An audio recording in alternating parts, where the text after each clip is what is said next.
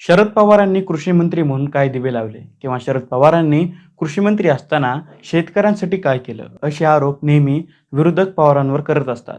अख्ख्या महाराष्ट्राला माहिती आहे की पवारांनी त्यांच्या आयुष्यात तोडाफोडीचं राजकारण केलं. पण हे तोडाफोडीचं राजकारण पवारांचं कर्तृत्व लपवू शकत नाही. देश स्वतंत्र झाल्यापासून ते 2004 पर्यंत कोणत्याही नेत्याला सलग 5 वर्ष भारताचे कृषी मंत्रालय सांभाळता आलं नव्हतं. अशा परिस्थितीत पवारांनी सलग 5 वर्ष नाही तर सलग 10 वर्ष हे कृषी मंत्रालय सांभाळून एका प्रकारचा विक्रमच केला होता. शरद पवारांनी कृषी मंत्री असताना शेतकऱ्यांसाठी काय केलं तेच पाहूया या व्हिडिओमधून. नमस्कार, मी सार्थक पाटील. तुम्ही पाहत आहात जनाकृती. 2004 साली पवारांना गृह, संरक्षण, अर्थ किंवा परराष्ट्र अशा मोठ्या मंत्रालयांपैकी एक मंत्रालय पवारांना मिळत असताना सुद्धा पवारांनी या मोठ्या खात्यांना डावललं आणि 2004 मध्ये कृषी मंत्रालयाचा कासरा आपल्या हाती घेतला. त्यावेळी पवारांनी कृषी मंत्रालयाचे निगडीत असलेले पशुपालन, अन्न प्रक्रिया, अन्न नागरी पुरवठा, जलसंधारण अशी खाते सुद्धा आग्रहाने आपल्याकडेच ठेवली. शरद पवार जेव्हा कृषी मंत्री झाले त्याच वर्षी दुष्काळ पडला आणि पवारांना पहिल्याच घासाला खडा लागला. त्यावेळी भारताला गव्हाची आयात करावी लागली.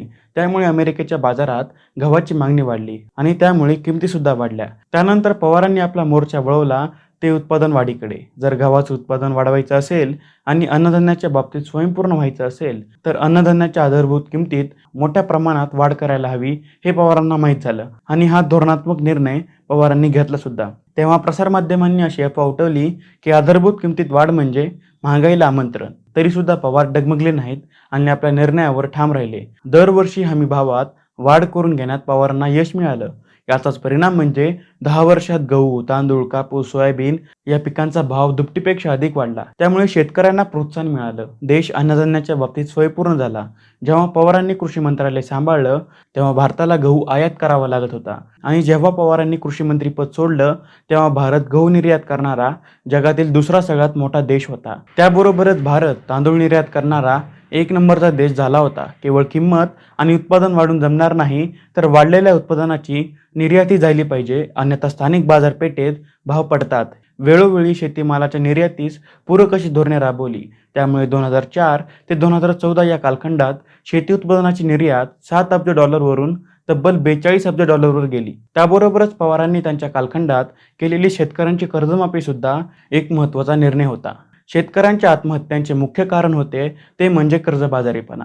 तेव्हा पवारांनी ज्या शेतकऱ्यांचे कर्ज थकले आहे अशा शेतकऱ्यांना 60,000 कोटी रुपयांचे कर्ज माफ केले. त्यावेळी शेतकऱ्यांना जे कर्ज भेटायचं त्यावर 16% व्याजदर असायचा. ते कमी करून पवारांनी 6% आणला आणि शेतकऱ्यांना कर्ज देण्यासाठी बँकेंवर दडपण आणलं आणि सोप्या पद्धतीने लोन मंजूर सुद्धा व्हावे यासाठी उपाययोजना केल्या. त्यानंतर पवारांनी तालुका लेव्हलवर असणाऱ्या कृषी विज्ञान केंद्राचं जाळं तयार केलं.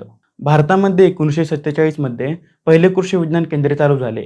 1947 ते 2004 पर्यंत भारतामध्ये एकूण 290 कृषी विज्ञान केंद्रे स्थापन झाली होती आणि पवारांच्या कालखंडात म्हणजे 2004 ते 2014 पर्यंत भारतामध्ये 340 कृषी विज्ञान केंद्रे स्थापन झाली होती. म्हणजे पवारांच्या कालखंडात 2004 ते 2014 पर्यंत भारतामध्ये 340 कृषी विज्ञान केंद्रे स्थापन झाली.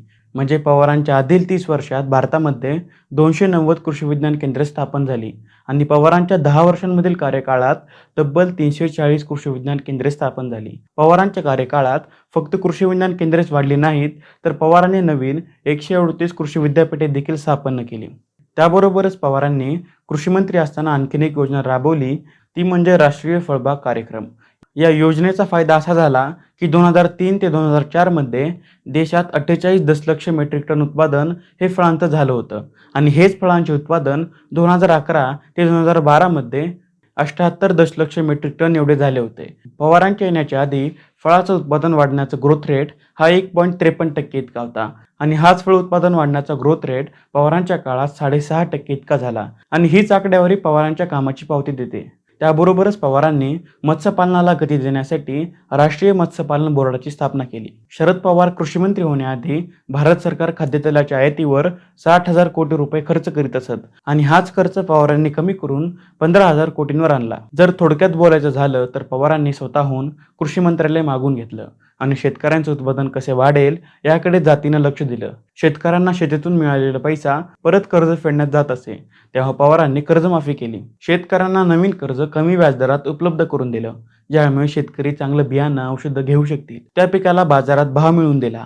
फक्त भावच नाही तर ते धान्य निर्यात कसं करता येईल याकडे लक्ष दिलं. शेतीमध्ये संशोधन करण्यासाठी कृषी संशोधन केंद्रे उभारली, कृषी विद्यापीठे उभारली, फळभाज्या यांचे उत्पादन वाढवले. ज्या देशाला गहू बाहेरून आयात करण्याची वेळ आली होती, अशा देशाला जगात दुसऱ्या क्रमांकाचा सगळ्यात मोठा गहू एक्सपोर्टर बनवलं. त्याबरोबरच शेतातील जोडधंद्याला मदत करण्यासाठी योजना आणल्या. निव्वळ सरकारी आकडेवारीचा सुद्धा अभ्यास केला तरीही आधीच्या कोणत्याही सरकारच्या 10 दशकात शेती आणि शेतकरी यांची एवढी प्रगती झाल्याचं आढळून येत नाही. मग ती काँग्रेसची असो किंवा जनता पक्षाची किंवा मग इतर. आणि आता याबाबत तुम्हाला काय वाटतं? मला हे कमेंट करून नक्की सांगा आणि याच्याशी तुम्ही सहमत आहात का नाही तेही सांगा. आणि आपल्या चॅनेलला सबस्क्राईब करायला विसरू नका. धन्यवाद.